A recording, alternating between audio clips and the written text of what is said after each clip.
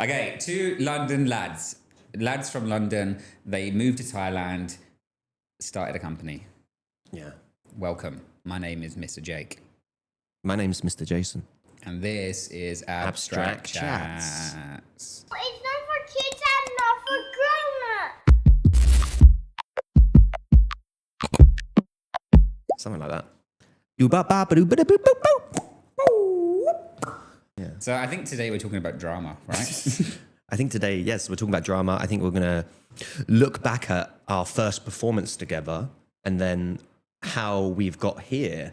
Because we spoke about education in the last episode, but there is another side of us, and that is... A side with blonde hair. A side with blonde hair. Thank you With for noticing. Took you like... Long hair, took you blonde like hair. 10 minutes. Probably ruined my hair now doing that. But the other side of us is that we're performers, right? Like we've performed in many different things, and we've been doing it a long, long time since we were kids. And so... Let's not work out how long, because we got lost last time. But we were trying to work out how long we... Like, we love teaching, and it's a big part of it. But the other side is, like, we love acting, and we love teaching the kids about acting and performing with them and putting on shows. It's like... Yeah, I think that's the other half, isn't it? Something that happened during COVID, actually, is when we started performing more with the kids. Yeah. And that's when we found out, like, our USP is that every show that we do now, we are in it with the kids. With them. It's a club. If anything, the show's about us, Yeah, not about yeah. them. No, but for us being on stage with them, I think it really helps. It really helps the energy on stage. It changes everything. We don't go on and make ourselves look good. We go on and we become the silliest, funniest characters they can be. Yeah. Just break the ice, and the kids then just feel like they can just be themselves and let loose and have fun on stage as well. It becomes like a joint effort, doesn't it? It's like we are part of the ensemble, rather than us being, do this, learn your lines, do this. I mean, there is that there, but then we're also part of the ensemble because we're also telling ourselves, learn your lines, stand there, do this. Learn your lines, Jake. Yo, I never learn my lines. No, he does.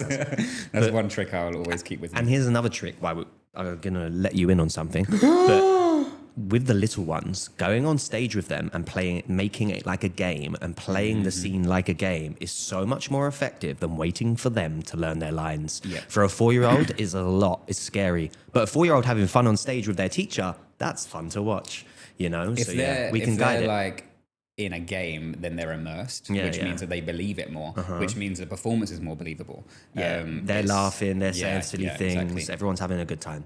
And we're very good with that. Like we devise a scene which they're gonna enjoy every time. Every time you rehearse it, every time you practice it, and then when you perform it, they just go mental. Because there's always a sprinkle of like improvisation there, because something funny will happen on stage, and then the kids feel comfortable to go with it rather than like something's gone wrong. You know, we shouldn't teach them that. We should teach them to be present and just have fun with the moment, as opposed to like, oh, this isn't supposed to be like this.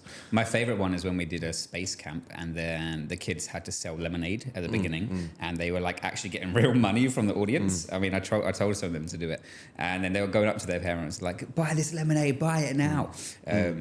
Which it just, I don't know, it excited them, didn't it? It's just a bit of banter. Or I never forget Ava Oliver when she was like her first ever show. She's done about 20 now. But when she had to do a line, she was like, "Nah, I ain't doing it. I ain't doing it." And that became the funniest line in the play. It did. She was like 4 years old and she'd never been on stage. She was like, no, I ain't saying my line. But she said it so loudly that it was like perfect. Why didn't you say your line that loudly? Yeah. And she knew it as well. And then she made all the attention went on her, which is what she didn't want. I think maybe it was her plan all along. Yeah, I think she's a tricking genius. us. She's a 4-year-old genius who now is like 7. So, sorry, we were going on a tangent there. But we're going to look back at the first ever performance that me and Jake done, and this is from a scene, Blood Brothers. We spoke about it briefly in the last episode, I believe. Yeah, we were trying to work out whether the Blood Brothers ended up making a blood pact or a spit pact. So I think we'll find out from the script, right? We haven't read it yet. We haven't read it for like 16 years or something. So this is like a blind read, you know? I think we should perform it. Should we perform, perform it but sitting down? Yeah. I'm nervous. I was Edward. I was the other guy. Mickey. I haven't seen this play in like a long, long time. Okay, let's go. Whoa, going for it. Blood Brothers, a musical by Willie Russell.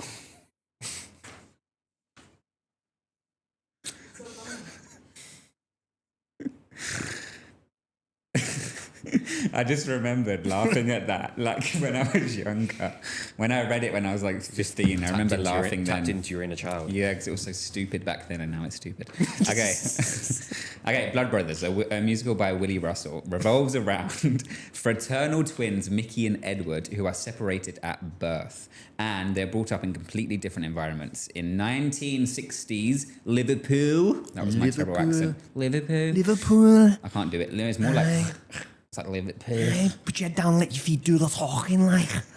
It's actually quite good.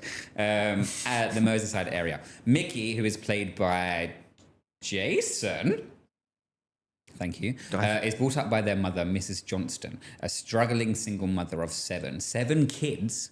That is insane. Imagine having 7 kids. My nan had 8. That's insane. Imagine having 8 kids. Yeah. And then Edward, played by moi, is brought up as the only child of the wealthy Lyons family, or Lyons. Maybe we'll go for Lyons. Mrs. Lyons persuaded Mrs. Johnston to hand over one of her twins at birth. Neither of the boys knows that they have a long-lost twin, but by chance they meet each other when they're 7 years old. The two boys the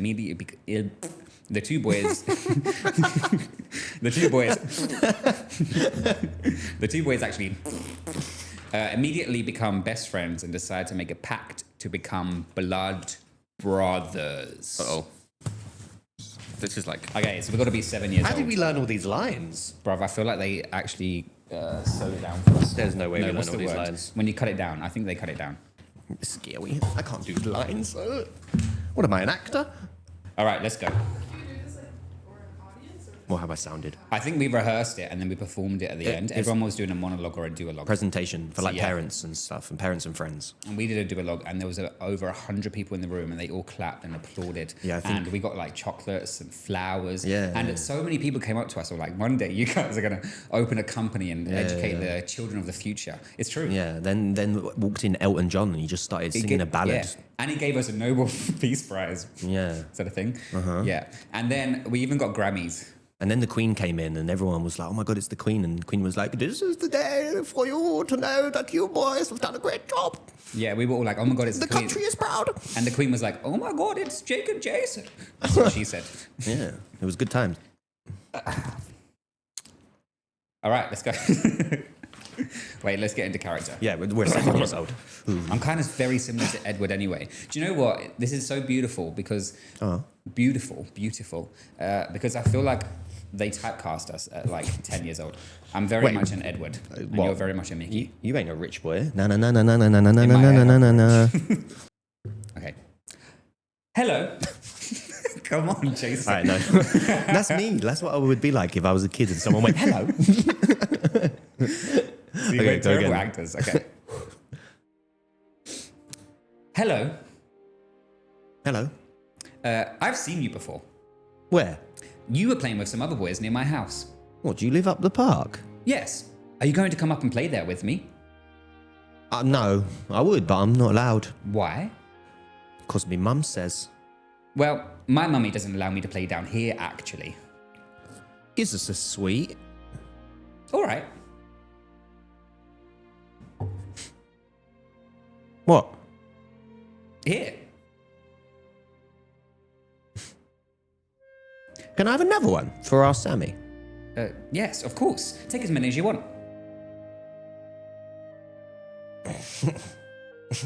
Tuck them in there, yeah. Quite a lot. Are you soft? I don't think so.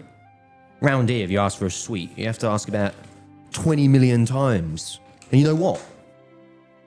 What? They still don't bleed and give you one. Sometimes our Sammy does, but you'd have to be dead careful if our Sammy gives you a sweet. Why? Because if our Sammy gives you a sweet, he's usually weed on it first. That's gross. Actually, no, that sounds like super fun. It is if you're Sammy. Do you want to come and play? I might do, but I'm not playing now because I'm a bit peed off. Pissed off? You say smashing things, don't you? Do you want? Do you know any more words like that? Yeah. I know words like that. You know, like the F word. Pardon? The F word.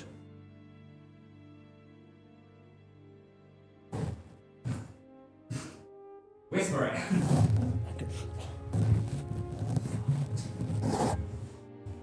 What does it mean? I don't know. It sounds good though, doesn't it? It's fantastic. Oh, when I get home, I'm going to look it up in the dictionary. You know what? The dictionary. Don't you know what a dictionary is? Of course I do. It's that thingy. It's that thingy, innit? Yeah, it's a book which explains the meaning of words. The meaning of words, yeah. Our Sammy will be here soon. I hope he's in a good mood. He's dead mean sometimes. Why? Because he's got a plate in his head. A plate in his head? Yeah. When he was little, me ma was at work and our Donna Marie was supposed to be looking after him. And he fell out the window and broke his head. So they took him to the hospital and they put a plate in his head. A side plate? I don't think so. Because our Sammy's head's not really that big, you see. I think it must have been one of them little plates that you have bread off. You mean like a small plate, a side plate? No, it's on the top. It's on the top. And you can see the shape of it in his head? I mean, I suppose if you look under his hair, then yeah. You know the most smashing things. Will you be my best friend? I mean, yeah, if you want. What's your name? Michael Johnston. Everyone calls me Mickey. What's yours? Edward Lyons. Do they ever call you Eddie? No. Well, I will. Will you? Yeah. How old are you, Eddie? 7. I'm older than you. I'm nearly 8. Well, I'm nearly 8, really. When's your birthday? July the 18th. So is mine. Is it really? Hey, we were born on the same day. That means we're blood brothers. You want to be my blood brother, Eddie? Yes, please.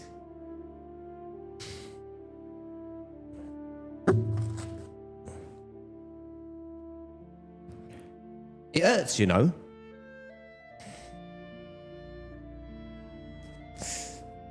Now give me yours. Ow. See? This means we're blood brothers. And that we always have to stand by each other. Now you say after me, all right? I will always defend my brother. I will always defend my brother. And stand by him. And stand by him. And share all of your sweets with him. What? Aww. Thanks. There were some funny moments in there. I actually remembered all of it now. Do you know the moment that really came back to me? Yeah, go on. I'm older than you, I'm nearly 8. When we said that line, I was like, I remember it now. Yeah. Totally. But yeah, funny. Yeah, because I remember playing it like I was jealous. It's like that competition came in. You know, when you're kids and you want to just always be better than someone. It was like, yeah, I'm nearly 8 too. You know, it's like trying to impress you. Yeah. That's what they're trying to do, like top each other, but in their different way. Like, because he's posh, but he's like, they're kind of, it's like that whole idea of like, you want what you don't have sort of thing. Like, he's got all the sweets and all the money, and I'm like, oh, that's impressive. But he's like cool and a little bit more like, kind of like real, street smart. So he's like, authentic. I want a bit of that. Prince and the Pauper, isn't it? Yeah. Very cool. It was so funny that we were given that script like when we first met, and now look at us. Yeah.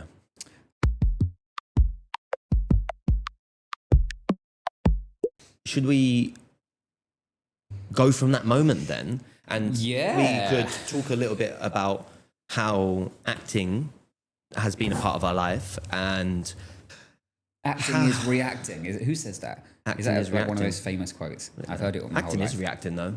It is a good one. Because acting could be anything, really. Yeah, but acting is also like acting. I get that what it means though, because it's like you're always reacting to the thing that's being said.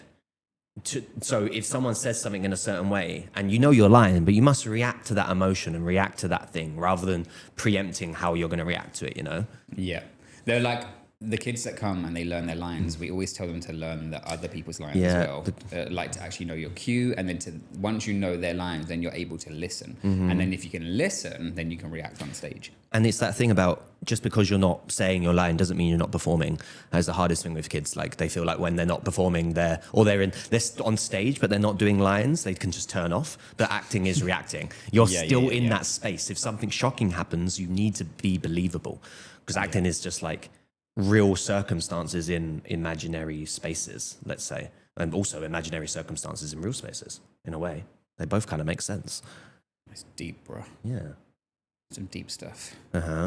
But yeah, you've got to be present while acting, in it. What's that? I said it the other day. Like the Matthew McDonald, he's got a book called The Actor and the Target, and he always talks about there being a target, and you're always looking at that target, and you're not getting ahead, because he says like the future is riddled with like anxiety when you're thinking about the next scene, or the past is like governed by guilt because you're like, oh, I messed up that. You have to be present on stage in the moment, so you're looking at what's happening and reacting to the next line and being real and authentic in the moment rather than being elsewhere in your mind, you know, because that's when the audience kind of loses touch with you, you know, like, oh, they're somewhere else, you know.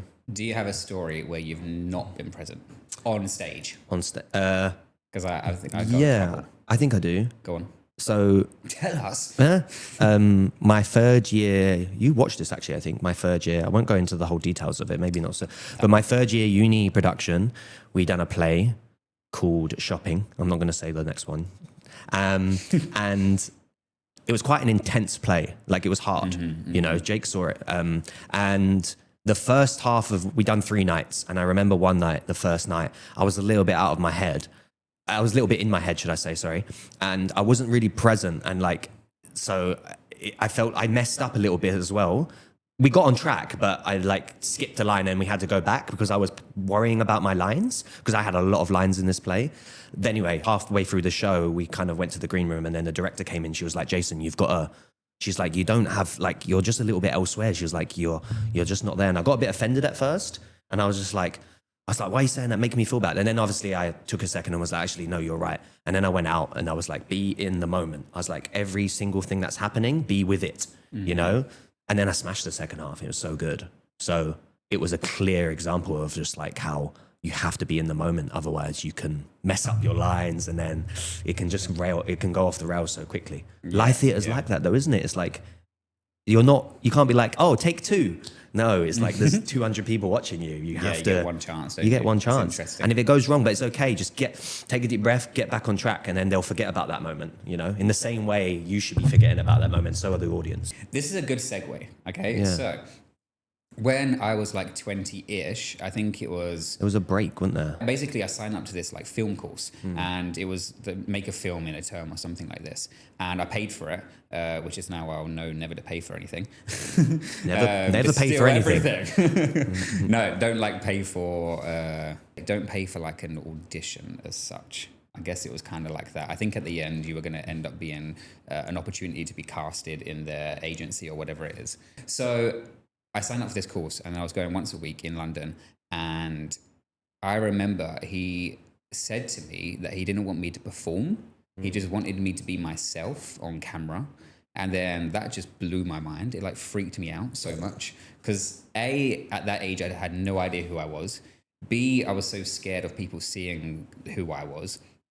And C, it was just like, I don't know, it was so intense. I actually quit the course. I just left. I was like, bye. Wow. I tried it for a few weeks more, but it was just so many like, I don't know. It was like that, you know, that mask that we create. It was like it was lifted, and then people saw me for who I really was, and I wasn't ready. I was like, freaking out. That's the scariest thing, isn't it? That's why we like acting in a way, isn't it? Exactly. We want to hide from ourselves. So like, it ends up like when you first start acting, I think it's like a fun thing because you get to be all the characters and you get to play around, and it's crazy. Yeah. But then you get to a certain age when you're actually realizing you're probably using it to escape yourself. Yeah. Acting's a very psychological thing. Yeah, it is. There's a lot of layers to acting.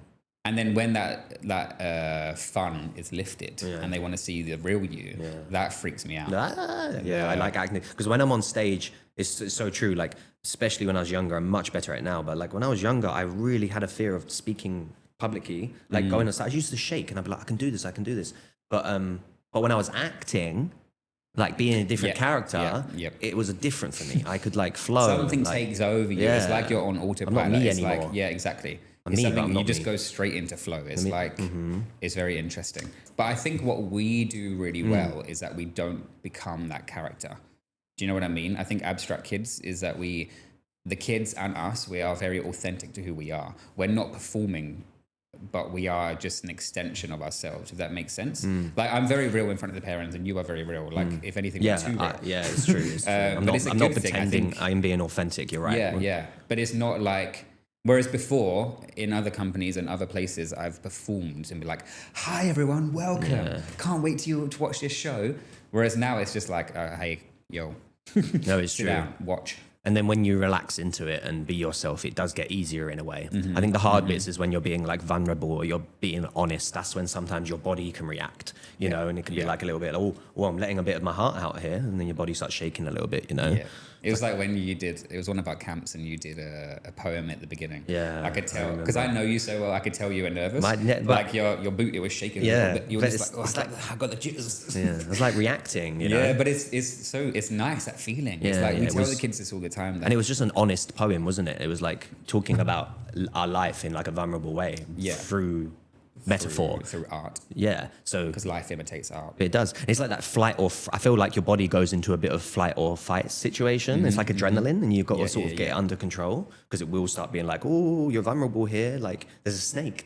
You know what I mean? Like, well, this is what we teach the kids as well. Is like, if you're feeling nervous, it's a good thing. Yeah, like it you means should be nervous because Exactly. then if you're nervous, it means that you care about what you're going to do. If you're not nervous, then they're usually the kids or even myself. It's just like you're not present, you're not in it, and you're just like, you're going to have a bad show. Yeah. We always say to them, nerves turn into excitement turns into joy will then turn into relief. And that is a beautiful process. But it's the beauty of performing in theatre and all them emotions you go through. And then afterwards you're like, oh, I've done it. You know, and if you can do that at a young age and get through that, you can do anything. Like literally, this is why, like, I think personally, drama is one of the most important subjects to learn because it ripples out into all of your life. It ripples out into everything. Yes. Like, even if you're going to end up being a business person, a business guy, with your business briefcase, I'm a business person. Business person attitude. But like a CEO of a CEO that needs to speak into their staff. If you've done drama when you're powerful. younger, you've expressed yourself. You know how to communicate to people. You know how to be respectful. All these things. All the most powerful people in the world know how to use theatre like to their advantage, whether that's like the manipulation of emotions on that side or how to perform and convince people of things, you know. It's storytelling. All these famous people or politicians that are lying to our face. Yeah, but using fear you know, all these things that they're doing. Like, and some people are really good at inspiring people on the other side. Like very motivational people are good at performing and making people better. You know, there is that side too. I would highly recommend drama to anyone, and I would highly recommend abstract kids drama to everyone. And I would highly recommend signing up to all of our programs, camps, events, private bookings. Yeah, we can do that. But just everything. While we're on this subject of like theatre, then we'll go into like more of our products. But I was thinking about that gap and going away, and I was working, and then I traveled for a year, and then I came back, and then I started teaching. I went to uni, then I was doing extra work. But I think there's a practitioner called Manoushka. She's a French practitioner, but she used to say like, you must be like a complete person. Like going traveling, like I was just thinking about you saying about like being scared to show yourself at a young age. This is what stemmed my thoughts. But you need to then, if you go out there, yourself. find confidence and find yourself, go traveling and like become a more cultured, knowledgeable person. And if you're a more well-rounded person, you will become a better performer because you'll understand more people, you'll understand more emotions, you'll have more to say and more feelings to lock into in a way. There's so much to it, you know. I could go on forever about this, but that break from it all really helped me become more of a full person, you know. Well, you gain life experience. I've actually had someone say to me I wasn't ready for the role because I had no life experience. Yeah, exactly. So you have to take yourself out of it, and don't be scared to either. Take yourself out of your passion and what you love and go in the complete opposite direction. Yeah. And then that's where you find yourself. Yeah.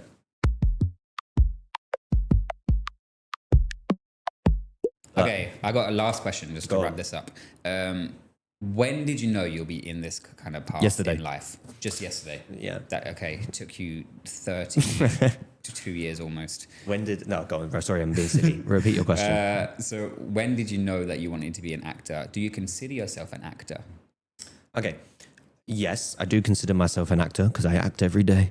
But really, though, when I was a kid, I was always pushed to the front in the school plays.